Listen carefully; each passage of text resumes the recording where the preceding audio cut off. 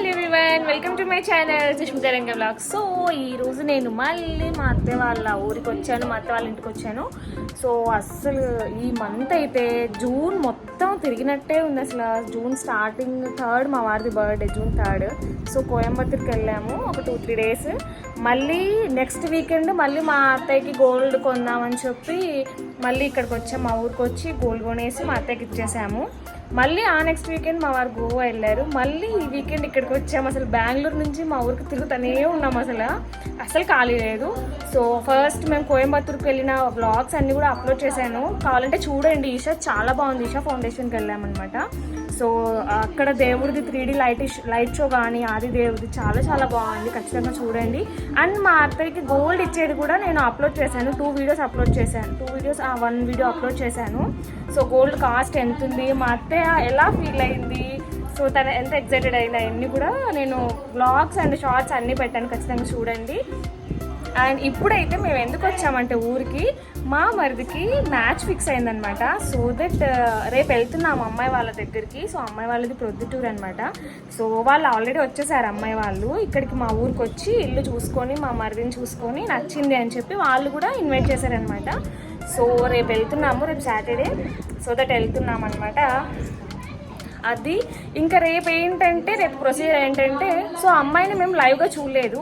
So లైవ్గా చూసి okay అని చెప్పేస్తే అక్కడే ఫిక్స్ చేసేసుకోవడం అనమాట. సో దట్ మేము బెంగళూరు నుంచి మళ్ళీ ఈ వీకెండ్ ఇక్కడికి వచ్చేసాము. సో పెళ్ళికొడుకుని చూపించాలి కదా ఖచ్చితంగా. పెళ్ళికొడుకు అయితే ఇప్పుడు బట్టల షాపింగ్కి వెళ్ళాడు, వచ్చిన తర్వాత ఖచ్చితంగా చూపిస్తాను. ఇది ఎట్లా అంటే చీరనే భద్రం వేరే ఉండదు, ఏం కదా ఉండదు, అంత ఇట్లే ఉంటుంది కదా చీర. ఇది కింద చూడండి, ఇది పొడుగు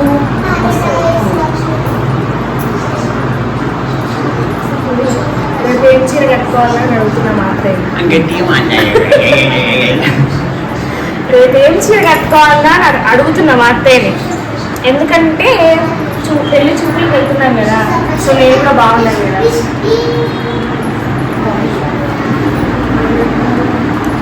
ఇదైతే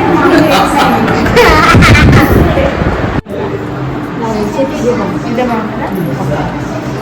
ఇది ఫిక్స్ చేసింది మా అత్తయ్య. యాక్చువల్లీ నేను అది ఫిక్స్ చేస్తుందేమో అనుకున్నా, కానీ నా మనసులో ఇదే ఉంది, ఇదే కట్టుకోమని చెప్పింది. ఏమత్తయ్య రెడీయా? మరి ఇంకా రెడీ పొద్దున్నే 5ంటికా 6ంటికా? ఎన్నింటికి మావాలండి? 5 అనుకున్నాము. యాక్చువల్గా అయితే 4 అనుకున్నాం. 3 లేస్తే సుందరగా అందరు కదిలేసరికి మా అసలు అందరూ 2 గంటలు లేట్ అయిపోతాయి. 5 అంటే 6, 7, 8 కూడా కావచ్చు కదిలేసరికి. అందుకే రేపు 3 గంటలకి అని చెప్తాం అందరికి, 3 గంటలకి వేయాలి. సో ఇక్కడ మేము బెంగళూరు నుంచి వచ్చేటప్పుడు మేము పనసపళ్ళు తెచ్చామన్నమాట. ఒక 3-4 పనసపళ్ళు తెచ్చాము. బెంగళూరులో చాలా తక్కువ కాస్ట్ ఉంటాయి, కేజీ 30 రూపీస్ లాగా పడతాయి అనమాట. మా ఇంటికి దగ్గరలోనే ఫ్రూట్ మార్కెట్ ఉంది. సో వచ్చేటప్పుడు పట్టుకొని వచ్చేసాం కార్లో. సో పనసపళ్ళు కొయ్యాలంటే కూడా అదొక పెద్ద స్కిల్ అనమాట. సో ఇలా మనం హాఫ్ కట్ చేసుకొని ఇలా మధ్యలో పార్ట్ అంతా తీసేసుకున్నామంటే అది ఈజీగా ఓపెన్ అవుతుంది, పళ్ళు మొత్తం మనం తీయడానికి ఈజీగా వచ్చేస్తుంది అనమాట. సో మాకు కూడా తెలియదు ఎట్లా కొయ్యాలో, ఇక్కడ చూసి నేర్చుకున్నాము. సో నెక్స్ట్ టైం నుంచి ఈజీగా కోసుకోవచ్చు. చాలా కష్టపడాలి ఇవి కొయ్యాలంటే, తెలిసి ఉంటే మాత్రం ట్రిక్ తెలిస్తే ఈజీగా తీసేసుకోవచ్చు. బనానా ఎల్లో ఉంటుందా గ్రీన్ ఉంటుందా?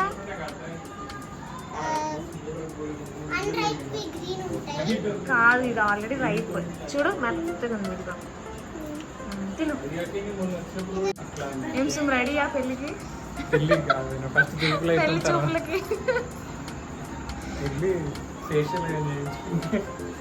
ఎప్పుడు? రేపా?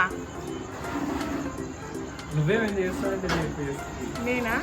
ఇప్పుడే చేసుకొని పడుకోసారు సెట్ అయితే మళ్ళీ చేస్తాను. మళ్ళీ తెల్ల అయిపోవాలి, మళ్ళీ ఆల్రెడీ తెల్లగా ఉండాలి, ఇంకా తెల్లగా కాదు. సో ట్యాన్ అయినావు కదా లాస్ట్ వీక్, ఎంత దారుణంగా టైం అయిపోయింది, మొత్తం స్కిన్ అంతా పాడైపోయింది బయట తిరిగి.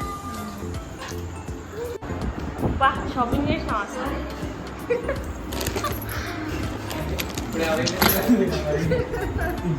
చూపి ఎట్లుందని ఉంటాం.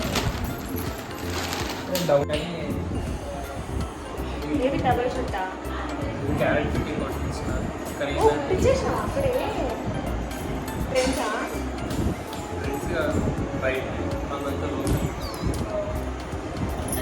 ఎంత మంచిగా ఇట్లాంటివి దొరుకుతున్నాయా చెప్పు సార్ రేపు ఏం మాట్లాడాలి అమ్మాయితో మేము రేపు అమ్మాయితో ఏం మాట్లాడాలో ప్రాక్టీస్ చేస్తున్నాం ఫస్ట్ వంట వండుతలేదు కనుక్కోవాలి అది నువ్వు అడగాలి నేను అడిగాను అనుకో పెళ్ళైన తర్వాత ఈమెకి రాదు కానీ నా పెళ్లి చూపులకు వచ్చి అడిగిందని అనుకుంటుంది సర్లే వంట చేస్తా అంటే నువ్వు నేర్పిస్తే ఏమన్నా ఈ రెసిపీస్ అన్నీ నేర్పిస్తావు 6 గంటల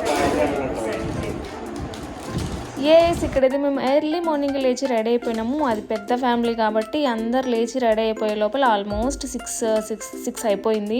మా మరిది చూసినారా మొత్తం టిప్ టాప్గా రెడీ అయిపోయి పైకి కూల్గా కనపడుతూ లోపల టెన్షన్ పెట్టుకొని వెయిట్ చేస్తూ ఉన్నాడు. సో కొంతమంది ఇక్కడ మా కార్లో వెళ్తున్నాము, అందరి కోసం అయితే సుమో మాట్లాడుకున్నాం ఇది. సో అందరికీ పట్టేలాగా అనమాట. మేమైతే ఫస్ట్ టైం పెళ్లి చూపులకు వచ్చాము. ఇంతకుముందు మా మరిదికి చూసాం కానీ మేము ఎప్పుడు రాలేదు. సో ఇది ఎందుకో మాకు నమ్మకంగా ఉంది కాబట్టి ఓకే వస్తే బాగుంటుంది అన్నట్టు వచ్చామన్నమాట. సో బెంగళూరు నుంచి రావాలి కదా.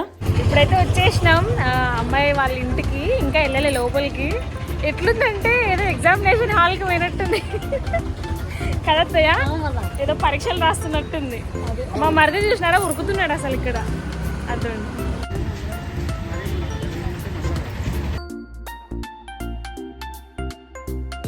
సో మొత్తానికి పెళ్లి చూపులు అయితే అయిపోయినాయి. సో నేను ఫస్ట్ టైం ఎక్స్పీరియన్స్ చేయడం అంటే పెళ్లి చూపుల్లో నేను కూడా వెళ్ళి మా మరిదితో పాటు ఆ అమ్మాయితో పక్కన కూర్చొని మాట్లాడాను. ఏదో కొత్తగా అనిపించింది నాకైతే. సో ఎక్స్పీరియన్స్ ఫస్ట్ టైం కాబట్టి.